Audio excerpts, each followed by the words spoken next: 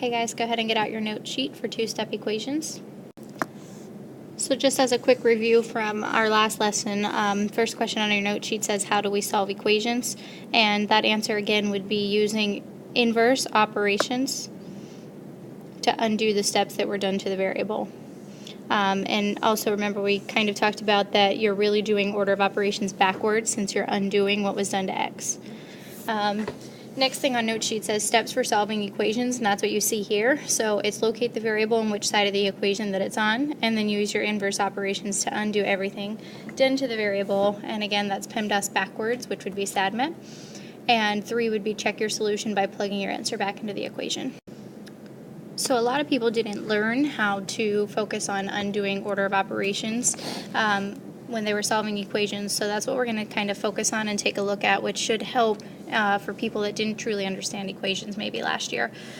So if you always locate your variable, and we've got x right here as the numerator of this equation, what you're thinking of is what was done to x first, meaning if you actually knew what x was, what would you do first? So if you really think of what's on the same side as x right now, it's the divided by 2 and minus 3. And if I did know what x was and I was following true order of operations, I would do division first. So the very first thing done to x, if we did know what x was divided by 2, and then the second thing done is minus 3. So when we go to solve that, we're going to need to consider both of those in order for us to undo those. So if you take a look at this, again, here's that what was done to x, divided by 2 first and then minus 3. So actually to undo this, you actually do everything completely backwards. So the minus 3 was done last, that's going to be the first to go, and to get rid of it you have to do your opposite operation. So we're going to go ahead and add 3 to both sides, and that's going to make the inverse property and cancel out your 3 and negative 3, and then on the left side we're going to end up with negative 4.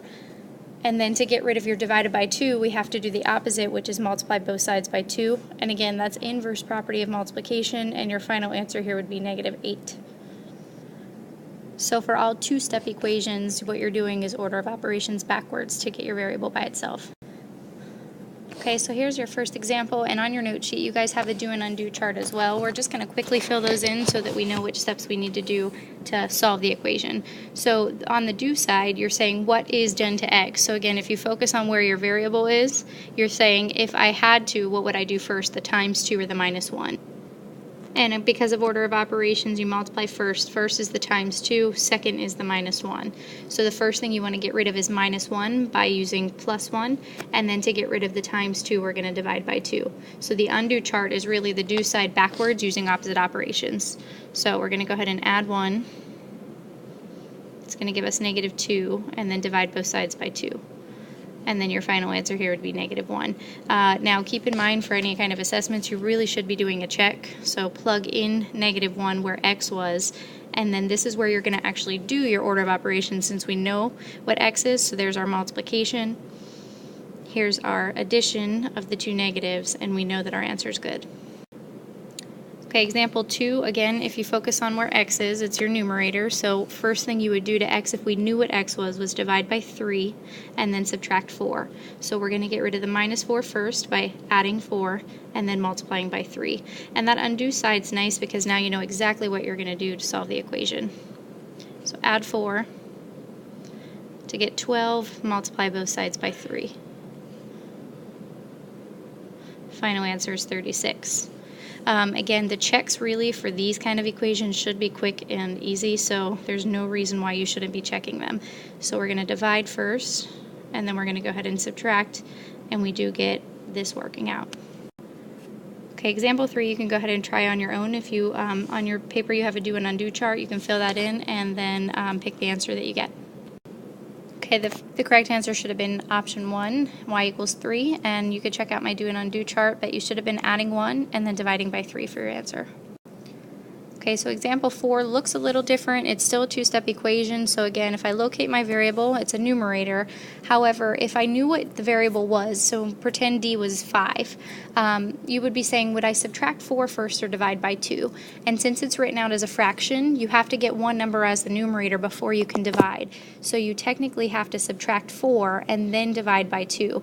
So this is one of those examples where SADMET, PEMDAS backwards, doesn't necessarily work because you would have to get that numerator simplified first, which means you actually have to do the subtraction, which means that's the last to go, and sometimes people confuse that, so the do-undo chart's really helpful here. So we have to get rid of the 2 first by multiplying, and then we can get rid of the 4. So if we multiply both sides by 2, we no longer have a fraction, which makes life beautiful. And then we're going to go ahead and add our 4. And we should get d equals 10. Again, if you're never sure, you should always be doing that check. And if I plug this in, so I do know the variable is 10, you can clearly see you're not going to be able to divide by 2 until you subtract 10 minus 4. So then we get 6 over 2, which is 3, and we know we're good. Go ahead and try example 5. It's very similar to 4, and press play whenever you're ready to check your solution. So correct answer should have been option 2, d equals negative 19. If you didn't get that, go ahead and check the steps, but you should have multiplied by 3 first to get negative 18, and then subtracted 1, which would be negative 19. Okay, so problems like this tend to give people a lot of difficulty. There's kind of a little clue in the corner. When you're making your do and undo chart, remember to always use the sign in front of a number. So just pay attention to that as we're filling this in. So again, if I pretended like I knew what A was, I would be dividing by 7 first. But the trick with that is that you're not technically just dividing by 7, because if we look in front of this fraction, there is a negative. So technically that's considered dividing by negative 7 in order to make the negative go away as well. And then lastly, that 3 is kind of just randomly there, and this makes it hard for people to realize, but there's no sign in front of 3, and that just means it's a positive 3. So we're going to say that 3 was added to this fraction as well. You can also use commutative property and rewrite this as negative a over 7 plus 3. That might make it easier for people, but just be careful with this. So first thing we would need to do is get rid of our 3 by subtracting it from both sides. And then this is where we have a lot of magicians in math that randomly just make things disappear that are not supposed to disappear. This negative is still part of the problem, and a lot of people tend to forget to write it whenever they're doing problems like this. And then to get rid of the divided by 7 or negative 7, we're going to have to multiply both sides by negative 7. And that will make a negative times a negative go away, turns into a positive, which is what we want. And then we end up getting a equals 35. So be careful with these kinds of problems. This tends to be the one that people will miss if it's a two-step. The good thing is if you just plug it in and check it, you should be able to verify if you're right or wrong for any kind of problem like this. So we would do the division, and we would get 5, and then 3 minus 5 is negative 2. So we know we're right. So you should always do your checks. Go ahead and try number 7, and then go ahead and press play to check your solution when you're done. And go ahead and check your work. You should have got option 4, that z equals 7. Okay, and last but not least, we have example 8, which has a fraction, and people tend to hate fractions. So again, just focus on one thing at a time. Now, this can be a 2 or 3 step. I'm going to go ahead and do it in 2 steps, which means I'm going to actually rewrite this so that it looks a little bit different, but it means the same thing. I'm going to go ahead and separate my fraction. So it's not 3 times x, but 3/5 times x.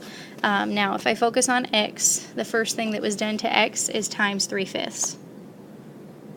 Second thing is plus 1. So I'm going to get rid of that 1 first, and then I'm going to technically divide by 3/5. But we're never going to show division of fractions because we've talked about this already. Division of fractions is really multiplying by the reciprocal.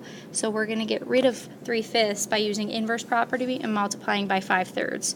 So we'll go ahead and get rid of our 1. It's going to give us 3.